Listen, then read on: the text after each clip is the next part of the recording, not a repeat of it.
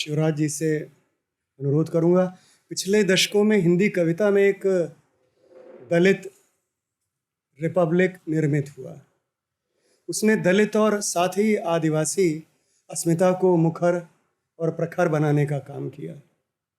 उसमें यातना और उत्पीड़न के मार्मिक बयान थे, जिसे कई बार विक्टिमहुड कहकर उस वृत्तांत की गंभीरता को कम करने की कोशिश भी की गई।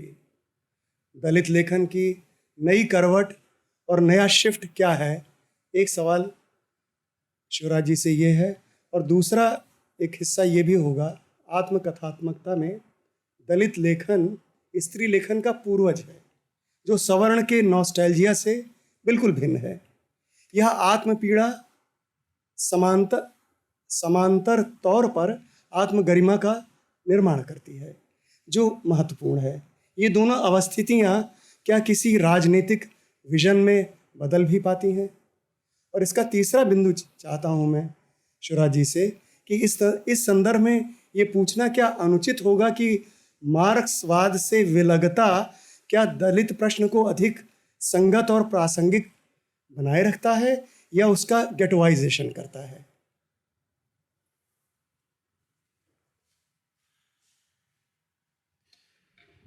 रेखता और हिंदवी का आभार। जैसा कि मिश्र जी ने कहा, कुछ बिंदु उन्होंने मेरे सामने रखे और मैं सोच रहा था कि मेरे लिए नया क्या है। हजारों साल के दरवाजे तोड़कर आने वालों के लिए सब कुछ नया नया है। जिन दलितों की बात तो आप कर रहे हैं, वो रविन्द्रनाथ टैगोर ने कहा था कि मैं उनके दरवाजे तक, आंगन तक नहीं जा पाया, तो उनके घर के अंदर क्या हो रहा है ये मैं कैसे बता सकता हूँ। बड़ी ईमानदारी के साथ रविन्द्रनाथ टैगोर ने ये बात कही। तो न हम उनके दरवाजे तक जा पाए, न वो हमारे दरवाजे तक आ पाए। अब नया यह है कि हम आस पास आए हैं, इतना नया है। डॉक्टर अंबेडकर ने मूक नायक के पहले संपादकीय में लिखा कि भारतीय समाज एक बहुमंजिली इमारत की तरह है और इस इमारत का में एक तल का व्यक्ति दूसरे तल में प्रवेश नहीं कर सकता, उसके दुख सुख साझा नहीं कर सकता। जो जिस तल में पैदा होता है वो उसी तल में मरता है। ऊपर वाले तल का व्यक्ति कितना भी नालायक हो, उसे निचले तल में धकेल नहीं सकते, और निचले तल का व्यक्ति कितना भी लायक हो, उसे ऊपर वाले तल में प्रवेश नहीं होने दे सकते। तो ये अलग अलग दुनिया एक समाज में हमारी बनी रहें, और यही कारण है कि साहित्यकारों की भी सीमाएं रहीं। मैं एक छोटे से उदाहरण से बात मैं आपके सामने रख सकता हूँ। जैसे आत्मकथाओं की बात की, आदरणीय त्रिपाठी जी की एक आत्मकथा है नंगा तलाई का गांव। ओम प्रकाश वाल्मीकि की एक आत्मकथा है जूठन। क्या इन दोनों आत्मकथाओं में दोनों समाजों को पा सकेंगे आप, अगर इन आत्मकथाओं को गौर से आपने पढ़ा है तो? त्रिपाठी जी जिस समाज को लेकर आए वो ओम प्रकाश वाल्मीकि नहीं ला सके। ओम प्रकाश वाल्मीकि जिस दुनिया को लेके आए हैं वो त्रिपाठी जी नहीं ला सके हैं। तो बात यह है कि हमारी डेमोक्रेसी हमसे कहती है कि हम विविधता का स्वागत करें और जो अलग अलग है उसको मिला के संयुक्त करके विविधतापूर्ण साहित्य और विविधतापूर्ण विचार, विविधतापूर्ण संस्कृति और विविधताओं का जो हमारा देश है उसको संपन्न करें। एक बात बड़े मेरे ध्यान में आती है कि जो संत साहित्य है हमारा, उसमें काफ़ी सामाजिक क्रांति की बात हुई है, काफ़ी बराबरी की बात हुई है, लेकिन वो सारी बराबरी की बात इस बात पर आके टिक जाती है कि जो संत हैं वो ये कहते हैं कि ईश्वर की दृष्टि में सब समान है। अब ईश्वर की दृष्टि में समान है तो कोई जो समाज का व्यक्ति है वो समान मानने के लिए बाध्य तो नहीं है। तो इसमें अंबेडकर ने दखल दिया कि ईश्वर की दृष्टि में समान होना एक बात है, सवाल यह है कि मनुष्य की दृष्टि में मनुष्य को समान होना है, और इसलिए कानून और नए विचारों की आवश्यकता हुई। हम ये देखते हैं कि और नया क्या हो गया। हमारा जो महाकाव्यों के बारे में हमारे आलोचकों की और साहित्य के विद्वानों की जो धारणा थी या जो मूल्य स्थापित किए, उसमें नायक कौन था? धीरोदत्त उच्च कुलोद्भव, यही तो था ना गुरुजी? हाँ। अब भैया कितने लोग उच्च कुल में पैदा हुए? दलित तो उच्च कुल के बारे में जानता ही नहीं कि ये उच्च कुल क्या होता है। और धीरोदत्त नहीं, वो सामान्य व्यक्ति है, और तो वो नायक नहीं हो सकता। अब नया ये हुआ कि आपने उसे नायक नहीं बनाया तो उसने खुद अपनी नायकी खड़ी की, उसने अपने वजूद का एहसास समाज को कराया। ये नया होने का क्रम हम प्रगतिशील साहित्य में देख सकते हैं, लेकिन मैंने बहुत गौर किया इस बात पर कि क्या प्रगतिशील साहित्य दलितों से कोई वास्ता रखता है? तो पता चलता है कि और क्यों रखता है, तो क्यों नहीं रखता है, तो क्यों? फिर मैं इस निष्कर्ष पर पहुंचा कि जो प्रगतिशील साहित्य के अगुआ थे वो किन घरानों से और किन जातियों से आए थे।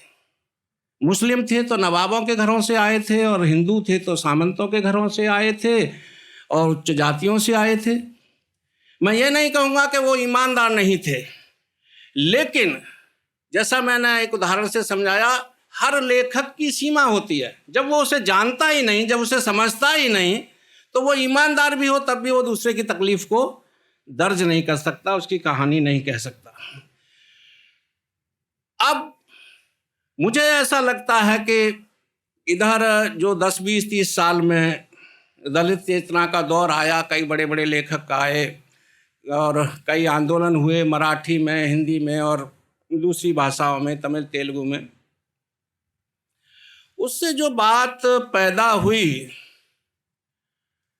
तो मुझे ऐसा लगने लगा कि अब प्रेमचंद से घीसू माधव वापस ले लिए हैं, और घीसू माधव खुद अपनी कहानी कहने लगे। निर्गुनिया, मोहना, अमृतलाल नागर के निर्गुनिया और मोहना जो पात्र हैं, उनके बारे में जो धारणा है लेखक की, उस पर प्रश्न चिन्ह लगाते हुए अब निर्गुनिया खुद बता रही है कि उसकी कहानी क्या है। मोहन खुद बता रहा है कि वो उसे कैसे प्रेम हुआ और क्या उसके साथ गुजरी, और यह हमें घटनाएं बताती हैं। हर अब अखबार में पढ़ेंगे कि एक दलित ने एक गैर दलित लड़की से प्रेम कर लिया, अगले दिन उसकी हत्या कर दी गई। सच्चाई यह है, और ये कटु सत्य इस बात को बताता है कि हमारे साहित्य की संवेदना का बहुत गहरा असर अभी समाज पर नहीं पड़ा है। अगर संवेदना का असर हो तो जो समता की मांग है, परिवर्तन की मांग है, भाईचारे की मांग है, वो प्रबल हुई होती है, वो आगे बढ़ी होती है। हम चाहे जितने जाति, धर्म और रीति रिवाजों के खाने में बटे हों, जब हमारा मानवीय तत्व जो है वो विकसित होता है तो इन दीवारों को तब वो तोड़ता है। लेकिन मनुष्य बिना स्वार्थ के आगे नहीं बढ़ता, और अगर स्वार्थ उसका सामूहिक हो जाए, वो अपने देश की उन्नति में अपना स्वार्थ देखने लगे, वो अगर इस बात में स्वार्थ देखने लगे कि जो अब तक मूक बैठा था भारत वो बोलने लगा है, तो उसकी सच्चाई को सुन लिया जाए, उसकी अभिव्यक्ति को हिस्सेदारी दे दी जाए। हिस्सेदारी कोई बुरी चीज नहीं है। जो सबसे कमजोर पक्ष है वो सबसे मजबूत होता है, तो कोई भी समाज, कोई भी देश तरक्की करता है। और जहां तक संवेदना का प्रश्न है, जब मैं ये बात कर रहा था कि हमारे महाकाव्यों के नायकों की क्या स्थिति थी, तो अब काव्य के प्रतीक और मुहावरे सब बदल गए हैं। अब सफाई कर्मचारी महिला पर ओम प्रकाश वाल्मीकि कविता लिखते हैं, और वो महिला जब झाड़ू लगाती है और सारा शहर सो रहा होता है और खटखट की आवाज़ हो रही होती है और वो अपनी गाड़ी लेकर चल रही होती है शहर को साफ करती हुई, तो कवि वहाँ देखता है कि ये स्त्री सुंदर है, ये स्त्री का कृत्य सुंदर है, ये समाज को सुंदर बना रहा है। तो अभी भी हमारे देश में अपना नज़रिया बदलने की बहुत आवश्यकता है, क्योंकि अभी भी स्थिति यह है कि जो ज़्यादा महत्वपूर्ण काम कर रहा है वो ज़्यादा महत्वहीन आदमी नज़र आ रहा है हमारे समाज में। सबसे कम वेतन पा रहा है, सबसे कम इज्जत पा रहा है, और उस पर कभी कोई कविता भी लिख रहा है तो वो कविता भी निचले दर्जे में डाली जा रही है कि नहीं, ये दलित कविता है, इसे पीछे रख दो। अभिजात्य साहित्य, अभिजात्य कविता, अभिजात्य चिंतन, ये जो है, मैं ये नहीं कहूँगा कि इसे नष्ट कर दो। मैं ये कहूँगा कि अगर आप विविधता पसंद हैं, डेमोक्रेसी पसंद हैं, तो सबको साथ चलने दो। और ये नहीं चलेगा तो फिर एक ही पक्ष दिखाई देगा। लोग कहते हैं कि ये जो सिक्के का एक पहलू, सिक्के का पहलू की कहावत आती है। मुझको ये लगता है कि सिक्के का एक पहलू, जिसे आप कहें वामपंथ है, दूसरा कहें दक्षिणपंथ है, लेकिन मूल क्या है, सिक्का क्या है?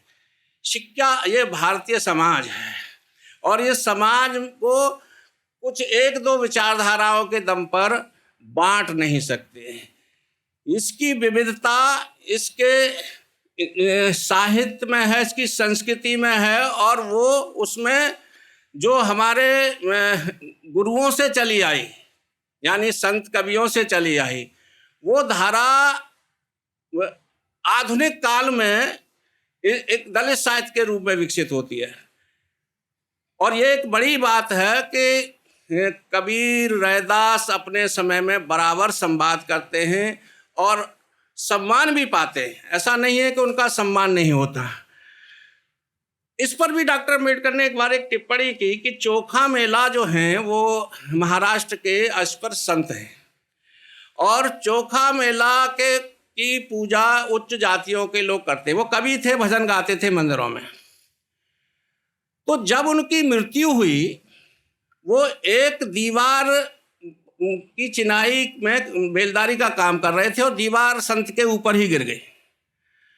तो अम्बेडकर ने एक बार अपने मराठी लेख में लिखा, संत के बारे में बहुत चर्चा कर रहे थे बड़े बड़े लोग कि भाई ये हमारे महान संत थे। तो उन्होंने पूछा कि आप ये बताइए कि आपके पंडित जी जो हैं मंदिरों में हलवा पूड़ी खाते हैं, लेकिन तुम्हारा ये अछूत संत, इसे रोटी नहीं थी तो ये कभी जाके वहाँ मजदूरी कर रहा था, और मजदूरी करते हुए उसकी मृत्यु हुई। तो कभी आपने इस बात की परवाह की कि जिसे आप अपना महान हिंदू संत कहते हैं, महान संस्कृति का पुजारी कहते हैं, कि उसकी रोटी रोजी कैसे चलती है? तो इस तरह के सवाल उठते रहे हैं। बहुत बहुत धन्यवाद।